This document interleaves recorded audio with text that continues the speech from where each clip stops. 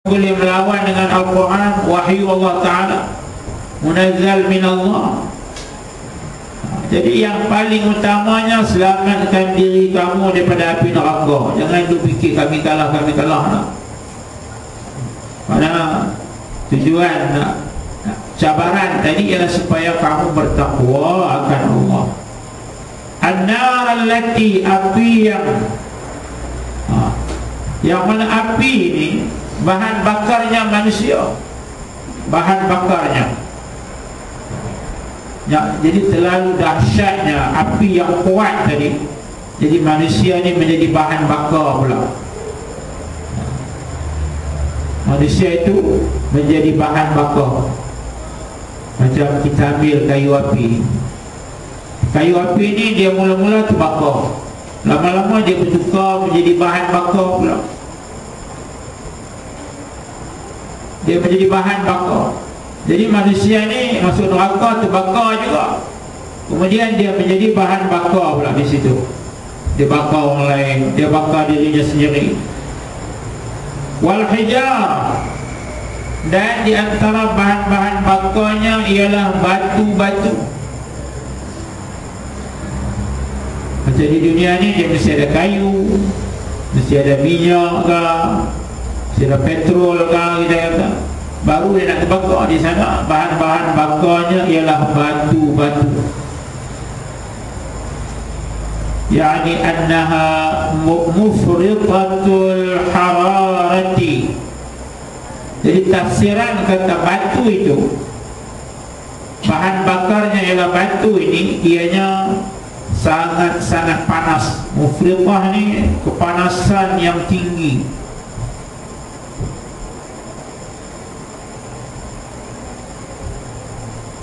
Tattaqidu bima dzukira, ianya boleh menyalakan dengan apa yang disebutkan tadi, boleh membakar dengan apa yang disebutkan itu. Dan ianya bukan sebagaimana api dunia ini, ianya dinyalakan dengan kayu dan seumpamanya. La kanari dunia tunqadu bil hijarati bil hatabi wa nahwihi, ianya dinyalakan dengan hatab, dengan kayu api dan seumpamanya. Wa'iddat lil kafirin, wa'iddat lil kafirin, disediakan untuk orang-orang yang kafir. Ay yu'azzabuna biha, mereka diseksa dengannya, dengan api tadi. Ini untuk orang-orang yang kafir. Cukup menakutkan, cukup menakutkan. Jadi janjian Allah Ta'ala tetap akan berlaku. Allah Ta'ala dia tak akan ubah dia punya perjanjiannya dengan manusia. Kalau kamu sembah berhala, kalau kamu sembah patung, kalau kamu kufur dengan Allah Ta'ala, jadi azab dalam api neraka lah yang akan bersamanya. Wa basyiril ladzina amanu wa 'amilus shalihati anna lahum jannatin. Dalam Quran, ayat-ayat Al-Qurannya begitu. Bila disebut neraka, dia akan diiringi pasangannya, iaitu syurga pula. Bila disebut orang-orang kafir, diiringi pula dengan sebutan orang-orang yang beriman. Karena bila Allah Ta'ala sebut tentang neraka ni cukup menakutkan kita. Hanya hati yang keras saja yang tak rasa takut, hati yang batu saja yang tak rasa takut.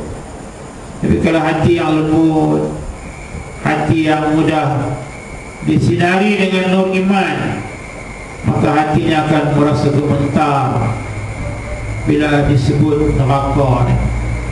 Jadi bila kita dengar neraka, kita takut dah. Kemudian diiringi dengan berita gembira pula. Dan terimalah berita gembira mereka-mereka yang beriman, alladzina amanu, mereka-mereka yang beriman. Ay absyir,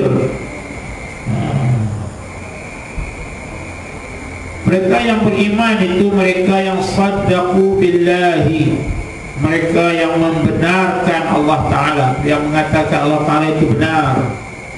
Wa amilus salihat, dan mereka beramal akan amalan-amalan yang saleh, minal furudi wan nawafili, daripada segala fardu-fardu dan sunah-sunah. Ini dikatakan amalan yang saleh. Amalan yang saleh ni ialah yang fardu pun kita buat, yang sunat-sunat pun kita buat. Jangan kita kata saya dah buat fardu dah, sunat-sunat tak payah buat. Ini yang menyebabkan kita ni hidup separuh agama, separuh tak ada agama. Yang menyebabkan kita hidup yakfuruna bi ba'd wa yu'minuna bi ba'd. Separuh tu kita beriman, separuh lagi kita tak buat, tak beriman. Jadi maksudnya bila kita hanya tumpu pada fardu saja, saya ni buat fardu saja ya, sunat-sunat nak tak payah buat, nak ni silap. Sebenarnya hak fardu itu ialah yang asas. Yang sunat itu dia melengkapkan hidup kita yang banyak masa kita telah selesai yang fardu. Yang fardu itu masa dia singkat. Yang sunat ini dia, yang sunat ini dia tidak ada masanya. Yang sunat dia tak ada masa yang kita boleh buat. Jadi yang sunat itu dia melebihi yang fardu ini. Kenapa? Kerana selain daripada masa fardu kita, maka kita guna untuk amalan-amalan sunat. Jadi bila kita guna untuk amalan-amalan sunat, maka bermakna hidup kita ni dilengkapkan dengan agama. Hidup kita dilengkapkan dengan agama. Zikrullah ada, baca Quran ada, sembahyang sunat ada. Masa kita banyak dengan amalan-amalan yang sunat-sunat ni. Hafalan Quran ada, hafalan hadis ada, hafalan kitab ada. Yang bakinya sikit ya, yang baki itu ialah kita buat amalan fardu, sembahyang 5 waktu fardu.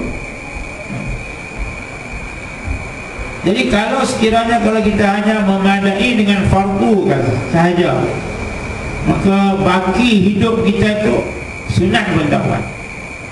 Bila sunat tak buat, apa yang kita akan buat?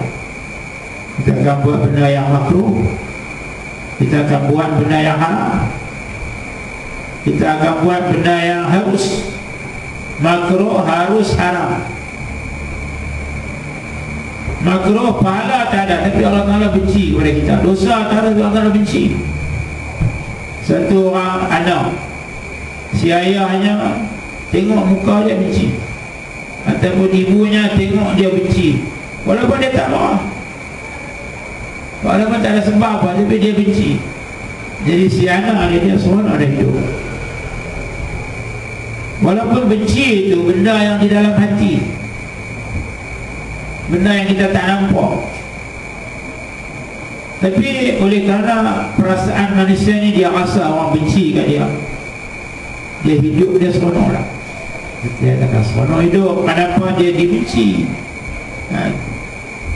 Apatah lagi kita buat benda-benda yang makruhah, benda-benda yang dibenci oleh Allah Ta'ala.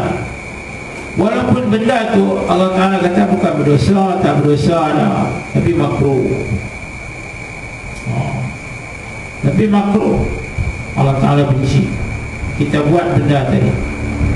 Yang keduanya ialah masalah bila kita tak buat sunat dengan fardu, kita akan buat benda-benda yang harus.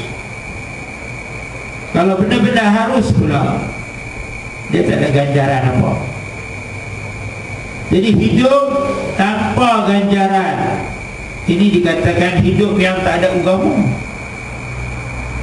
hidup yang tak ada ganjaran pahala dalam hidup kita, maka hidup itu kira tak ada pahala.